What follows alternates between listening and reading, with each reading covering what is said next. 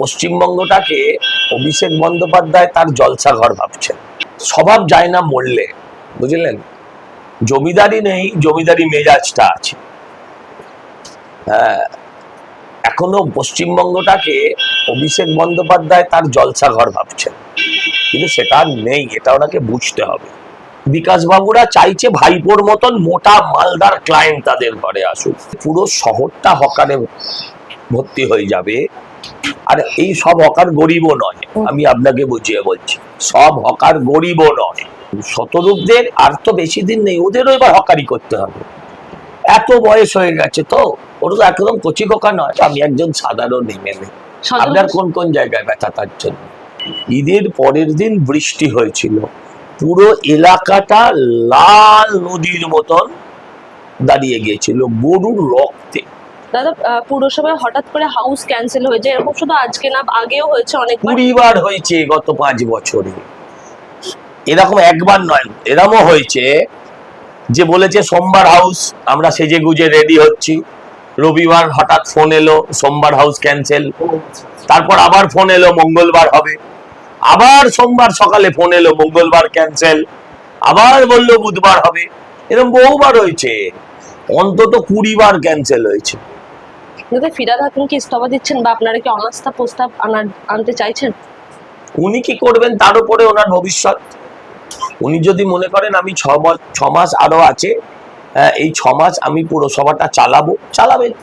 আর উনি যদি মনে করেন যে আমি আগের মতন যা খুশি তাই করব, সেটা তো হবে না।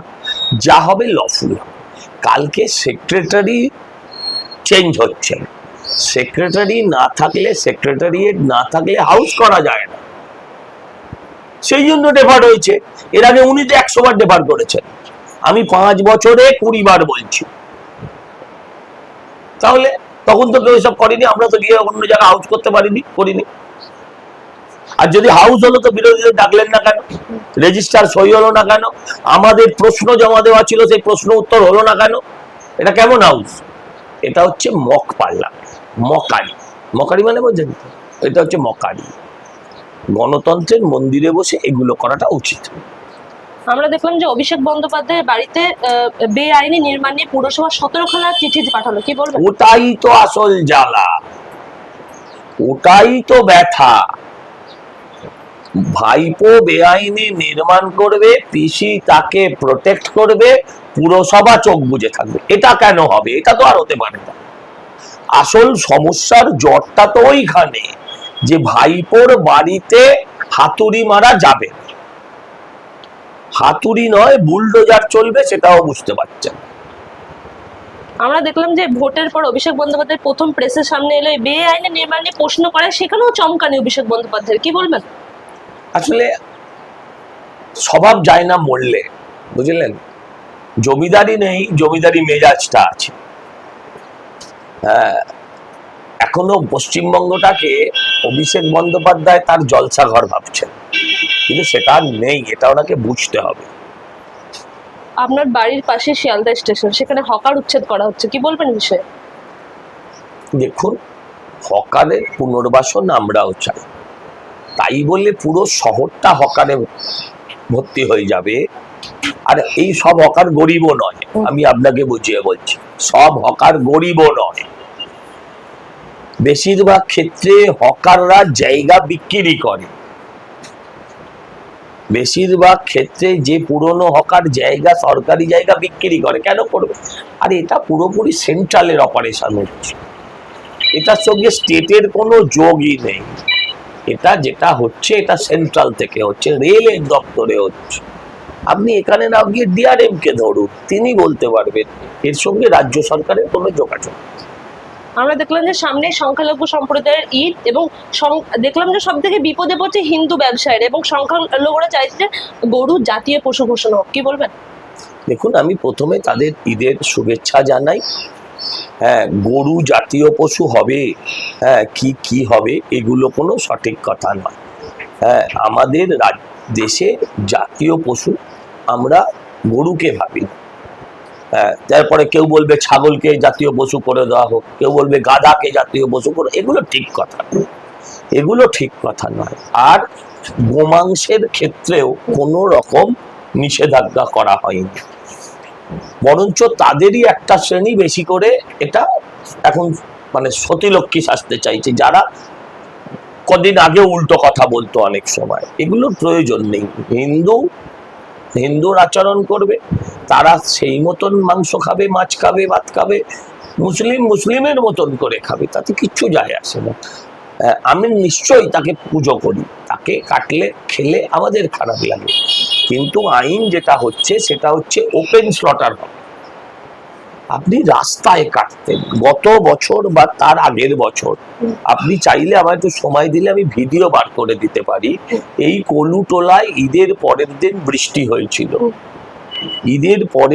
বৃষ্টি হয়েছিল, পুরো এলাকাটা লাল নদীর মতন দাঁড়িয়ে গিয়েছিল গরুর রক্তে। আচ্ছা, এই রক্ত শিশু, মহিলা, সাধারণ মানুষ, হিন্দু মুসলিম নির্বিশেষে তার কাছে আতঙ্কের নয়। আপনি একটু আমার ফেসবুকটা যদি আপনারা ফলো করেন, ঈদের আশেপাশের দিন দেখুন, গত বছরই হবে সম্ভবত, হ্যাঁ, রক্তে পুরো কলুটোলা, এক কোমর জল না, এক কোমর রক্ত।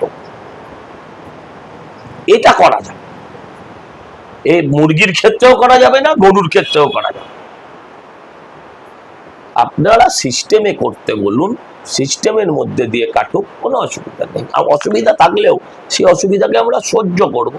আইনে যেমন 14 বছরের ওপর যা যা আইন আছে সেই আইনটাকে মানুষ, যা যা আইন আছে, যে একটা পশুকে বলি দিতে হলে তার একটা নির্দিষ্ট বয়স সীমা আছে, তার নিচে করা যাবে না। এবং সেটা পশুর ক্ষেত্রে বলা হয়েছে, পশুর মধ্যে ভাগ করে দেওয়া হয়। সরকার সংবিধান মেনে চলবে, সরকার অসাংবিধানিক কোনো কাজ করবে না। আমার ভালো লাগা না লাগা গুরুত্ব সেখানে কম। অদিতি দেবরাজের আইনজীবী বিকাশ রঞ্জন ভট্টাচার্য এই নিয়ে বামেরা থেকে তরুণজ্যোতি তিওয়ারি সবাই কটাক্ষ করছে, কি বলবেন? এই তো তোর চরিত্র বেরিয়ে পড়লো, এতে ওদের চরিত্র বেরিয়ে পড়লো। বলতে পারে এক টাকার জন্য করেছি, টাকার কাছে আমার কাছে কোনো আদর্শ নয়। ধরুন আপনি একজন ডাক্তার হলে অন্য কথা, যে আমি ডাক্তার, আমার কাছে যে কোনো রুগী আসতে পারে। যাকে আমি চোর বলছি, আপনি চোর বলার পর পুলিশ তাকে তাড়া করলো, সেই চোর আবার আপনার কাছে চলে এলো, এসে বলল আমাকে বাঁচাও, আমি তার থেকে ফিজ নিয়ে আবার তাকে বাঁচাতেও নামবো। তার মানে এই যে ভাইপোকে চোর বলছে, আসলে ভাইপোকে ক্লায়েন্ট বানাতে চাইছে। আসলে বিকাশ বাবুরা চাইছে ভাইপোর মতন মোটা মালদার ক্লায়েন্ট তাদের ঘরে আসুক। আমি বলছি এটা তো গেল অন্য দল, হরগোবিন্দ দাস, চন্দন দাস, এরা কারা ছিল? সিপিএম এর লোক ছিল। এরা সিপিএম এর লোক হয়ে এদেরকে খুন কারা করেছিল? তাদের, আমি ধর্মীয় পরিচয়ে যাচ্ছি না, তাদের রাজনৈতিক পরিচয় ছিল, তারা তৃণমূল। সেই খুনিদের হয়ে অবধি ওদের উকিল দাঁড়াতে এতটুকু দ্বিধা করে, ওদের খুনিদের হয়ে দাঁড়াতে ওদের উকিল এতটুকু দ্বিধা করে। কাদের খুনি? সিপিএম পার্টির হরগোবিন্দ দাস, চন্দন দাসের খুনি। তাদের হয়ে দাঁড়াতে সিপিএম এর নেতা কোনো অসুবিধা নেই তার। হ্যাঁ, এটা হচ্ছে সিপিএমুল, তৃণমূল আর সিপিএম যে ভাই ভাই, এরা যে একে অপরের পরিপূরক, এটাই বোঝাতে চাইছে। কোনোদিন মিলে যাবে দুটো পার্টি, যে কোনো দিন দুটো পার্টি মিলে যাবে বা জোট তৈরি হবে নিশ্চিত। মমতা ব্যানার্জি ডাক দিয়েছেন, বিকাশ বাবু তো সে ডাক গ্রহণ করলেন। এই এতদিন সিপিএম এর লোকেরাই তো বলেছে যে দেবরাজ দুর্নীতিগ্রস্ত, অদিতি মুন্সিকে হয়তো নিয়ে কেউ বলেনি, দেবরাজ দুর্নীতিগ্রস্ত। আপনারা দুর্নীতিগ্রস্ত বলবেন, সেই দুর্নীতি তদন্ত হবে, তদন্তের জন্য বাঁচতে গেলে আপনাদের নেতা প্রোটেকশন দেবে, বলবে এটা আমার পেশা, তারপর কোনোটাই বলবে এটা আমার নেশা। এটা চলতে পারে। এই হকার উচ্ছেদকে কেন্দ্র করে শত্রুঘ্ন ঘোষ বলছেন যে নরেন্দ্রের মধ্যেও তো চায়ের দোকান ছিল, তখন যদি উচ্ছেদ করা হতো কেমন লাগতো, কি সে রেল স্টেশনে হকার হিসেবে হকারি করতো কিনা আমি জানি না। এখন দেখুন, শতরূপদের আর তো বেশি দিন নেই, ওদেরও এবার হকারি করতে হবে। এত বয়স হয়ে গেছে তো, ওরা তো একদম কচি খোকা নয়, আমার থেকে ছোট অনেকটাই। তো এরপরে ওরাই কি করবে? ওদের একটা হকার কার্ড বানিয়ে ওদের হকারি করতে হবে। পার্টি ক্ষমতায় আসছে না, আসবে না। আচ্ছা, আজকে যখন এই ঘটনা, আইন যখন তাদের বলেছে বেআইনি নির্মাণ ভাঙতে হবে, তাহলে বেআইনি কাজকে তাহলে ওনারা সমর্থন দিচ্ছেন। নাম্বার ওয়ান, বলবে ওখানে মানুষ থাকে। আচ্ছা, চুরি কারা করে? চোরেরা করে, চোরেরাও তো মানুষ। তাহলে আপনি বলবেন চুরি করতে দিতে হবে। আচ্ছা, আপনি বলুন তো, যখন আমাদের বাড়িগুলো মৌলবাদীরা আমাদের হিন্দুদের বাড়িগুলো যখন ভেঙে দিচ্ছিল, গুঁড়িয়ে দিচ্ছিল, তখন তো কই শতরূপরা গিয়ে দাঁড়ায়নি যে যেই হোক আমরা বাড়ি কারোর ভাঙতে দেবো না, ওখানে মানুষ থাকে। সব রাজনীতির খেলা। মানুষ বুঝে গেছে, মানুষ বুঝে গেছে। আপনার বাড়ি আমি দখল করে নেবো, নিয়ে বলবো আমি থাকবো, আমি খেতে পাচ্ছি না। আপনি থাকতে দেবেন? আপনি থাকতে দেবেন? আপনি আমায় বলুন না। সেরকম রাস্তাটাকে, রাস্তা তো মানুষ চলাচলের জন্য আছে। ওর যে অত দামি গাড়ি, 20-25 লাখ টাকার গাড়িটা যাবে কোথা দিয়ে? ওর গাড়িটা তো যেতে পারবে না, ওর জন্যই তো হচ্ছে। তুই সাইকেল কেন বাবা, তুই সাইকেল কিনলে তো সমস্যা থাকে না। তুই বড় বড় গাড়ি কিনবি, তো রাস্তা কই? আর সবটাই বেআইনের বিরুদ্ধে, আইনত না। যারা আইনত তাদের সাথে কিছু করা হচ্ছে না। এখন শেষ প্রশ্নে যাব, আপনাদের পূর্ণ মন্ত্রিসভা কবে গঠন করা হবে? এটা আমি কি করে বলবো? এটা তো আমি একজন সাধারণ এমএলএ। সদল আপনার ঘোষ- কোন কোন জায়গায় ব্যথা তার জন্য? সদল ঘোষ আপনার কি কি আটকে গেছে বলুন, আমি সেটা সলভ করে দিচ্ছি।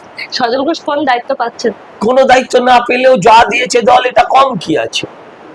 এটা কম কি আছে? এতে আমি প্রচুর খুশি, এতে আমার প্রচুর চাপ, আর চাপ বাড়লেও মুশকিল।